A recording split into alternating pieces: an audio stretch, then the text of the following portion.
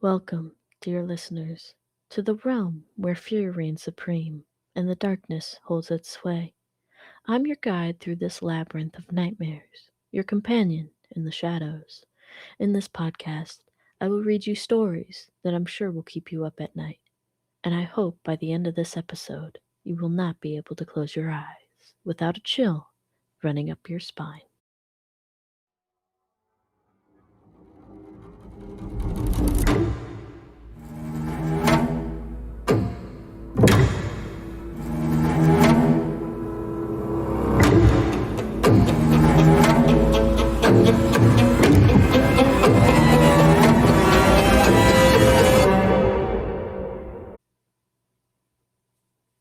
I'm a good bird. Every morning, the red blanket is pulled off my cage. Hello there. She wakes up first, then she wakes me up. Those are the words that greet me every morning. It makes me happy. I always make sure to respond back. Hello there. She likes it when I respond back. She is my human, Amy.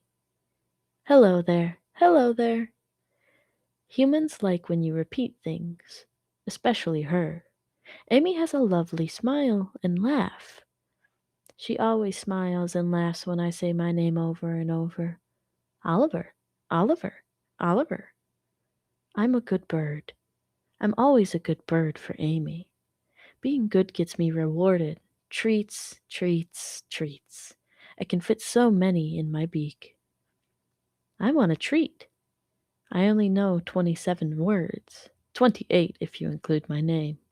But I know every emotion. Faces don't lie. The man in the house doesn't like me. Stupid, annoying, irritating. Those are some of the words he said near my cage. Wonder what he said when I'm not around. Humans say many things they do not mean. I just say the things I hear.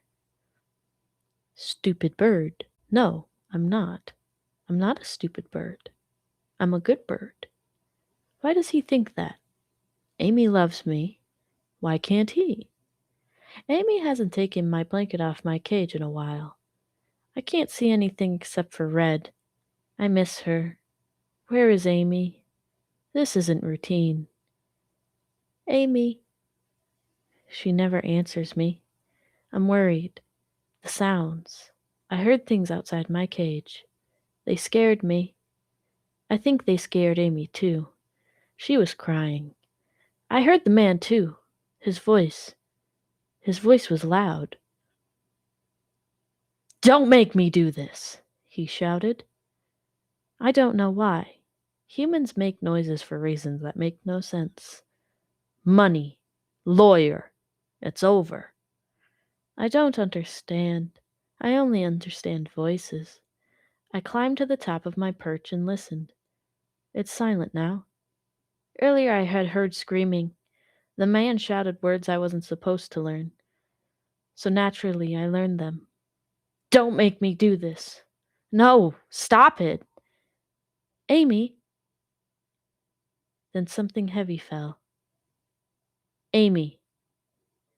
Where is Amy? It's very quiet. I don't like quiet.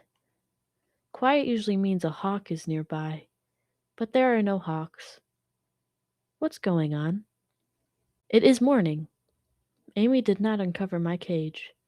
The man did. He never does that. Hello there. He doesn't answer me. I'm a good bird. He doesn't give me my treats, but I'm a good bird. His hands are shaking. Humans shake when they are cold. He is not cold. He looks angry. He looks scared.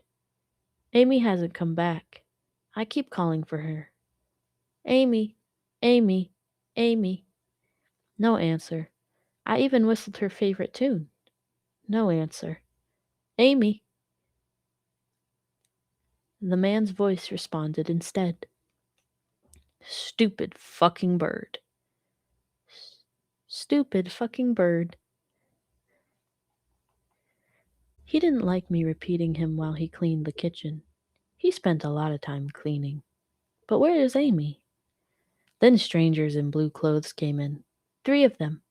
They all had silver things hanging from their belts. The man was scared of them, but he let them in. Nervous. He smiles too much. Humans smile when they are happy. They also smile when they are terrified. I don't know why. One of the blue strangers approached my cage. I puffed up my feathers. Hello there. The stranger smiled at me. She seemed happy to see me, like Amy. Hello there. She's much friendlier than the other man. I can trust her. I can repeat something I had learned. Don't make me do this. It's quiet now, and everyone is staring. The man looks even more nervous. Strangers have been nice to me. They like listening to me. I'm a good bird. I'm very good at listening. The strangers looked at the man, and the man looked at me. Nobody praised me. Why? I'm a good bird. Don't make me do this. Please, no. Fucking bitch. No. Pop, pop. I'm a good bird. More blue strangers came after that to speak to the man. They were very nice to me again. There were lots of questions. Humans talk a lot. Humans cry a lot, too. A lot more than birds. I'm a good bird. I listen. When the blue strangers left, the man stood in front of my cage. He stared at me for a very long time. His eyes were bloodshot. He looked angry. Stupid fucking bird. I clicked my beak. Amy, do you know what you've done?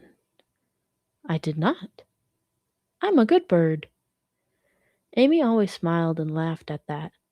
The man did not. I want treats. I'm a good bird. The next day, there were even more blue strangers. Lots of blue. They were all nice to me. One of them carried a little black box. The female was the one who placed it in front of my cage. The box listened. Oliver, her voice was soft. Can you tell me what happened? She asked questions like Amy. I miss Amy. I gave them sounds.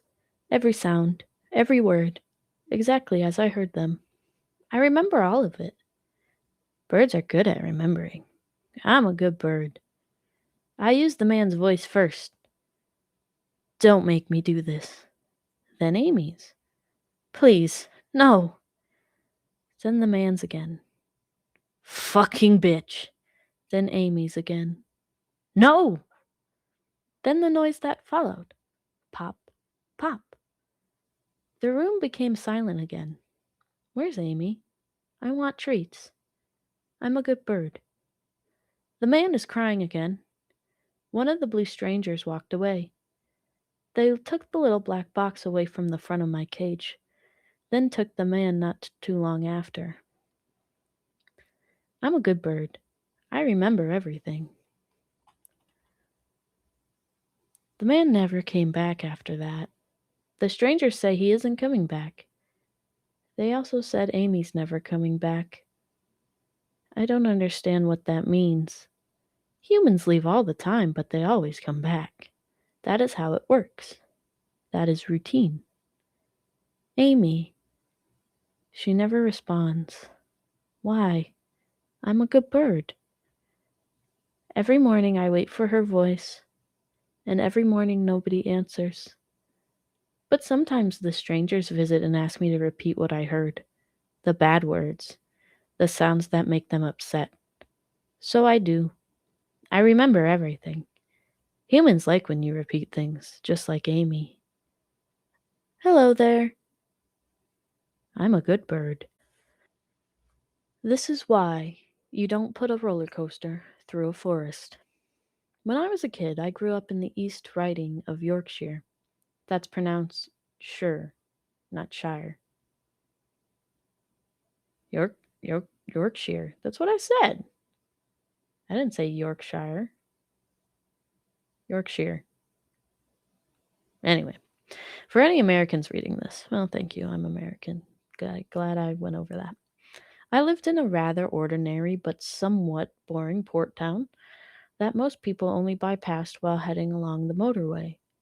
Fast forward to my early teens, I had just finished my first year of high school, and my best friend at this time was a kid named Kyle. Kyle and I had grown up together, as we both attended the same primary school and lived fairly nearby in town. Thankfully, when high school started, me and Kyle were thrown into the very same classes, so our friendship continued to prosper. Another kid in our class that first year, who we knew already, was a kid named Kieran. Ironically, Kieran attended the very same primary school as me and Kyle, but had always been in the opposite class for our age group, so we never really became friends with him until now. Unlike Kyle and myself, who were somewhat short for our age, Kieran was always the lankiest kid in school. And if that didn't distinguish him, it was definitely his long and thick curly hair, which had gained him the nickname Curly Fries. Before high school started, Kieran had actually gotten all his curls shaved off, probably so the nickname wouldn't continue through his teens. Having already known each other before high school and now being in the same classes, it didn't take long for us to become a trio of best friends. I had even recruited Kieran to play for my dad's football team, which Kyle and I both played for.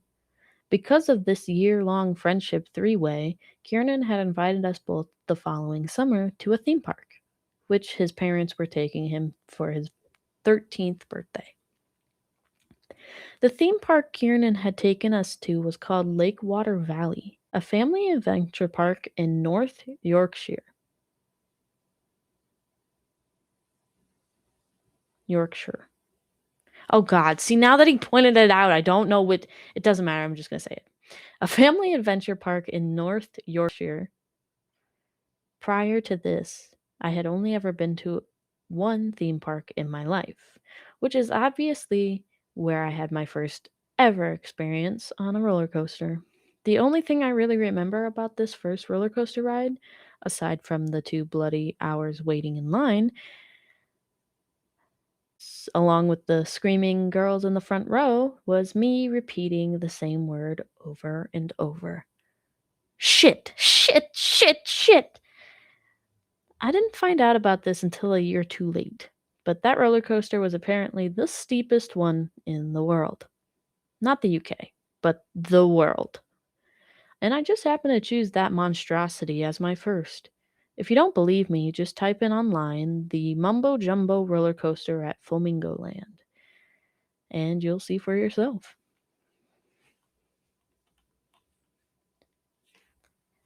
Once we arrive at Lakewater Valley, after first seeing the park's small animal and bird sanctuary, along with the more child friendly attractions, I then go on the first big and definitely scary amusement ride the park had to offer. The ride in question was called the Falcon Claw, a KMG afterburner pendulum that lifts, swings, and twists you high above the air before doing the same on the way down. Neither Kyle nor Kieran wanted to come on this ride with me. Kyle didn't because, well, to put it lightly, he was always a girl's ladies' parts. I get it. And as best as I remember, Kieran wasn't feeling too well. Not wanting to go on this ride alone, Kieran's stepdad, Steve, agrees to go on it with me. Steve was a former rugby player and was therefore a very big guy, so I felt a lot safer being on the scary ride with him. Not that it stopped me from closing my eyes the entire time. Once the ride is over and I recover from a bad case of vertigo, we all then make our way further inside the park, excitedly coming upon the first water attraction of the day. I quickly learned the ride is nothing more than a water slide with an inflatable dinghy. But, unlike the Falcon Claw, I thankfully get to go on it with Kyle and Kieran. While the three of us wait impatiently in line, I then turn around to the sound of laughter directly behind me, where, to my surprise, the laughter was coming from two 11-year-old girls. As it turned out, these girls had also been on the Falcon Claw when I was, and they thought it was just hilarious that I had my eyes closed the entire time. Ironically, like a scared little girl. If that wasn't humiliating enough, for the whole rest of the day, Kyle and Kieran wouldn't let me hear the end of it. A couple of hours later, and after several more rides and attractions, we finally come upon the most famous and scariest roller coaster in the park, the Maximum. This roller coaster, built in the early 90s, previously held the record as the world's longest at 2,268 meters. But what made the maximum so unique was that after two high and very steep apexes, the tracks would then enter and bend just through the trees of a nearby forest. Kieran had been on the maximum before and was very excited to go on it again, as was I. Kyle, however, decided to stay behind and watch from the sidelines, being the little bitch that he was, and so it would be just me and Kieran who would ride the maximum. While the carts quickly fill up with passengers, Kieran and I both take our seats near the front, and before long, the coaster starts moving along the tracks to the first lift hill. The climb up the apex is very slow, but in the meantime, me and Kieran have a great view around the park. Once we reach the summit, the front of the roller coaster then shoots straight and painfully down the slope, filling every single cart behind us with fun filled screams. Although it had only been a year since my first and last ride on a roller coaster, I'm by no means prepared for the stomach gurned feeling of being temporarily airborne. I honestly found the experience quite painful. Once back down on horizontal tracks, we then have to contend with the coaster's almost unnaturally fast speed along the bends and bumps. Despite this part of the ride only lasting for seconds, when you're too busy screaming and irrationally fearing for your life, you genuinely feel like it's longer. Although the carts thankfully begin to lose speed and the bruising bends come to a stop, this is only because we have reached the next lift hill, where there would then be a second and even higher apex, followed by another and even steeper slope. Despite me and Kiernan fearfully anticipating the summit, what thankfully lessens the tension of this is that the cart directly behind us is a group of four Jamaican tourists. I kid you not, but when the coaster had gone full throttle down those tracks, I literally hear one of them say, "Oh no, man!" Kiernan and I actually have a very good laugh about this, as four terrified Jamaicans on a roller coaster fondly remind us of the movie Cool Runnings. Well, before long, we finally reach the top of the apex, which is followed by a terrifying shoot down. Only this time, the tracks would lead us straight into the forest and between the narrow gaps of trees. The roller coaster is now moving at speeds I had never before gone in my life. But what makes the speeds worse is the idea of the carts breaking off the hinges and crashing straight into the body of a tree, splattering all inside. After one painful bend, then another, and then another, the tracks are now heading toward the pitch black underside of a stone arch bridge. Before I can even anticipate this, me and Kiernan are then covered entirely in a blanket of darkness, where, at an untamable speed, we can't even see where we're going. With my sight temporarily suspended, I then feel a sudden impactful thud inside the cart, which is instantly followed by something not only wet, but warm splatter upon my face. Although I'm too full of adrenaline to even process a single thought, the one I have is that the carts had gone over a puddle and drenched us both in muddy water. Only mere seconds after this, the tunnel of darkness is lifted from over our heads, and while we still move through the forest at ultra speed, I then look over to my left at Kiernan. But the image I see is not what I was suspecting. What I see is Kiernan, his face and t shirt drenched in some dark substance. Whatever the substance on him is, it not only impairs his vision, but seems to leave a bitter taste in the mouth. I then looked down at my own shirt to realize I was also covered in it, before touching my face and seeing a red liquid stain on my fingers. Once the realization of what is on me has come to fruition, the sound of grinding steel tracks and passenger screams quickly filled back into my ears. But unlike before, the screams are not of excitement or adrenaline, but horror. Every single passenger in the carts ahead of us has been covered in the red and apparently fleshy substance. and it takes no time for either me, Kiernan, or anyone else to figure out what has happened. After the entirety of this horror has been realized, the ride thankfully begins to slow down to its end, where we then mercifully enter out of the forest and back into the park. Once our restraints finally unlock, every passenger on the Maximum escapes from their carts to reach the safe, solid ground of the platform. Searching around the platform for Kiernan's parents and Kyle, once the blood soaked passengers move out of the way, we then see the look of pure shock on the three of their faces.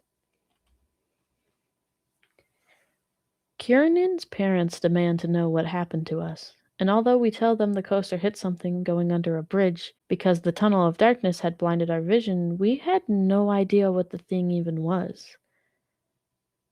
While me and Kiernan went to the toilets to clean ourselves up, Kiernan's mom and basically all other adults on the ride have gone to complain to the park officials. After park staff investigate the bridge, they then come back with the conclusion a wild deer had wandered onto the tracks. Allegedly, the roller coaster had then collided with the deer, and due to the speed it was going, decapitated and sprayed all passengers inside with its blood.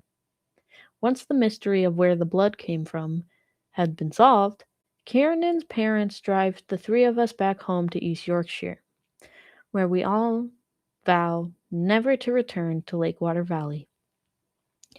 Unfortunately, the story of what happened that day doesn't end there. Believe me, I really wish it did. Due to wild deer carrying various diseases, mine and Kiernan's parents had us tested the following days. After all, the deer's blood had not only gotten on our skin, but also our eyes and even in Kiernan's mouth. Although my results thankfully came back negative for things like Lyme or Wales disease, unfortunately for Kiernan, he had contracted something. But the strange thing about it was what he had contracted from the blood wasn't transferable between wild deer and humans. On the contrary, the disease Kiernan now had could only have been transferred to him by a member of the same species, which means the blood that infected Kiernan that day, it hadn't come from a wild deer. It came from another person. As the shadows recede and the echoes of terror fade into the night, we must bid farewell to another haunting tale, or tales. But fear not, dear listeners, for the darkness will always welcome us back, eager to share its secrets once more. Remember to keep a light burning in the darkness, for even the smallest flame can hold back the night.